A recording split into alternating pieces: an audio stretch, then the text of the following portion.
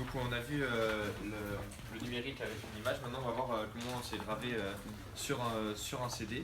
Donc au début on va prendre le CD basique, hein, normal, et après on verra les deux technologies comme le DVD et le Blu-ray, qui se ressemblent quand même beaucoup. Donc en fait c'est grâce à un laser qu'on peut lire un CD. Donc le CD c'est composé de plats, donc en fait il est tout plat et il y a des sortes de petits creux en fait dans le CD, et tout ça, où en fait toutes ces variations, ça va créer des 0 et des 1. Donc là je vais vous expliquer le fonctionnement, comment lire tout ça.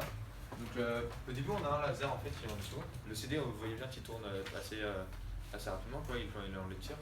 Et donc on a un laser qui est en dessous, qui permet de lire le CD.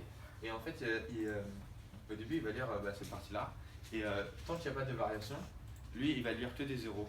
Puis en fait, le laser, ce qui va être reçu ici par le récepteur, donc en gros, le laser va aller sur le CD, va se réfléchir parallèlement, quoi, au même endroit. Et comme il n'y aura pas de changement de distance entre le laser et le récepteur, les ondes elles vont être constructives. Donc en gros, le récepteur il va bien capter, il va capter une onde, donc ça veut dire que pour lui il faut afficher 0.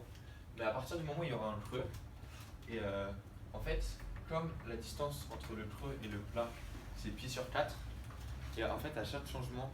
Lambda. Lambda sur 4. Ouais, pardon, c'est lambda sur 4, ouais.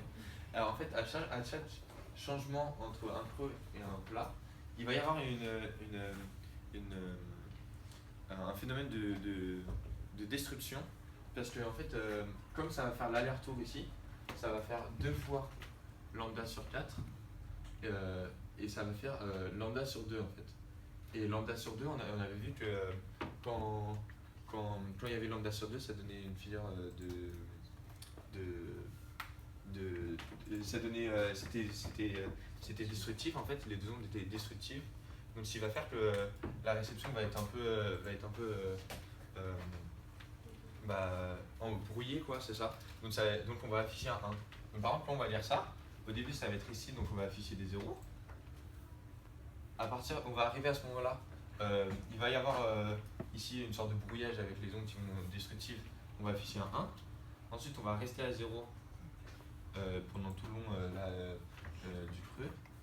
Après il y aura une figure destructive, donc on va re-afficher à 1, à 0, etc. Donc après si on veut avoir plusieurs 1 d'affilée, il faut raccourcir le creux et avoir très rapidement des destructions. Et voilà, c'est comme ça que ça marche le CD. Si vous avez votre cours devant les yeux, la figure 4 c'est la tension de lecture du codage. Donc on voit bien en fait les figures de diffraction en haut et en bas en fait. C'est dû justement au changement au passage d'un plat à un creux, et au passage d'un creux à un plat en fait. Et pourquoi c'est en vue? Que là ici en fait ça va donner une tension en volt en fait. Le récepteur après il va donner une tension au volt. Donc c'est pour ça que l'échelle des ordonnées c'est U en volts. Donc ça c'est pour un CD. Et maintenant au début on a pris un laser qui est à peu près 800 nanomètres. Vas-y, t'as une question. Juste comment tu fais la différence sur le CD du coup entre les données pour le son et l'image? Parce que je sais pas, il y a une différence ou pas? Ah, tu veux dire ah ouais, je vois ce que tu veux dire. Je sais pas, franchement, en fait, t'as pas compris la question? Là, on parle des... Oui, mais du coup, il y en a... Ben, ça tout dépend du stockage comment il est fait. Plus tu vas avoir de bits, de 0, de 1, comme ça sera tout ce qui est visuel. C'est qu'un en fait, peut-être tu vois, d'ici comme ça, je suppose, peut-être, je sais pas, mais peut-être ils se sont dit que tout ça c'est pour le son, et tout ce qui est l'extérieur c'est pour l'image.